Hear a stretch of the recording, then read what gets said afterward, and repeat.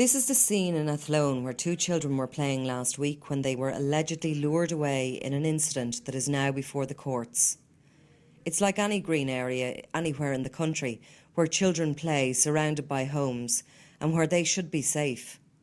The incident has sparked calls for parents to be informed if paedophiles or predators have moved into their area, a debate which is due to be raised in the Dáil later this week.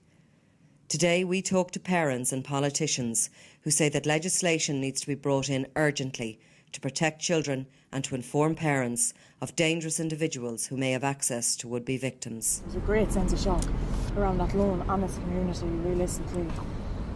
This has really opened up, so many people's doors, their eyes, their lives, just knowing that their kids aren't safe and that there's people in our neighbourhoods that we don't know about. We don't know about their backgrounds and we don't know about anything about them. And this is something that has brought to the fore and a debate which is kind of about to happen now in the country as well, is about the Sex Offenders Act and whether it goes far enough to protect children. I think you've launched a petition to try and change the legislation. Yeah, I've launched a petition. I started 2 days ago.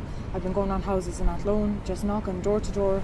I've had great support. I really have had great support of Athlone and the surrounding communities. Well, realistically, the rights of sex offenders are much better looked after right now in Ireland than the rights of our children and the rights of parents to know where these sex offenders live, and not necessarily pinpoint their address. I definitely do not want to know that kind of information, but to know if there's one living in my area, if it's safe to let my child play outside. And I'm doing this for my son, and I ask the parents out there to do that for their children as well. What's the reaction been down here in light of what happened last week? I was chatting to a lady today. She's due a baby any day now, and they just happen to live in the area that the alleged attack happened, and she says she's absolutely terrified to let her daughter down. It's a lovely estate and all that, and I just have to say that what I'm trying to do here is nothing got to do with anything got to do with that case. It's just opened my eyes to the laws in Ireland.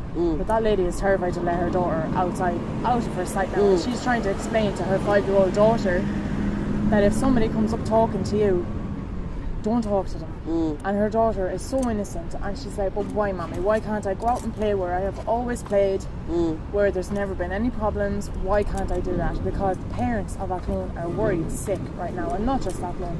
Hopefully it's across Ireland, because realistically we're entitled to know this information. We genuinely, really, really are. TD Dennis Naughton has been campaigning for years against the lax laws on the release of sex offenders into communities. This Friday, he is to be a leading figure in a debate on the matter in the Dáil, which is sure to attract protest groups to Leinster House. Naughton argues that new legislation to allow parents inquire about the criminal history of those coming into contact with their children has to be brought in as a matter of urgency. Yeah, the purpose of the legislation is threefold.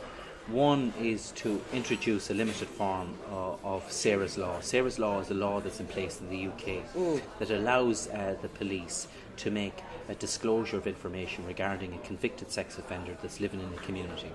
Now, the proposal that we have is that in limited circumstances, either a parent, a guardian or someone in responsibility in a club or school can seek information from the Gardaí regarding either convictions or soft information in relation to an individual who they believe poses a threat to a child in the community. For example, you have an individual hanging around a school playground who has no purpose or reason to be there.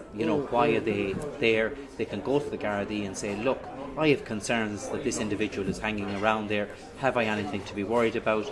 How do I protect my son or daughter? And it's only in those circumstances that the Gardaí can disclose relevant information that can actually protect that child. And I think that's what's important here. So what we're trying to do is to ensure that those that are vulnerable are the ones that are protected, rather than the people that are violating young children and vulnerable adults. And I think that's what this legislation is about.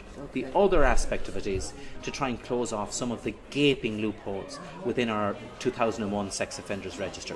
One quick example. At the moment, a convicted sex offender coming into this country or coming out from jail or moving home has 7 days in which to inform the Gardaí of their location here in this country. In the UK, that's 3 days. Now, back in April 2009, the then Minister for Justice, Dermot Ahern, told me that Ireland would become a safe haven for sex offenders if we didn't close down that loophole. That was April 2009. Every 6 months, the Department of Justice are telling me that they plan to close down this loophole, and every 6 months passes by and we're promised that it will be closed down someday. In the intervening period, children are being put at risk, unnecessary risk, and my law will actually close that loophole down once and for all. I think we've seen specific examples of that. Sunday World ourselves have done stories about people actually coming here on holidays, sex offenders coming here on holidays, and they're able to spend their time with nobody having a clue. That's right, they can legally roam around the country for 6 days without having to inform the Gardaí. Now that's just not acceptable. We have an opportunity now to close down these loopholes, to give parents basic rights in relation to access to limited information that protects their son or daughter. And surely that's a basic requirement in today's society. Surely it's about time that we make sure that it doesn't happen to any other child, that it doesn't happen to any other family or any other community. Now is the time to change the law, not another 6 months, another 12 months, another 12 years. This is Nicola Tallant for the Sunday World.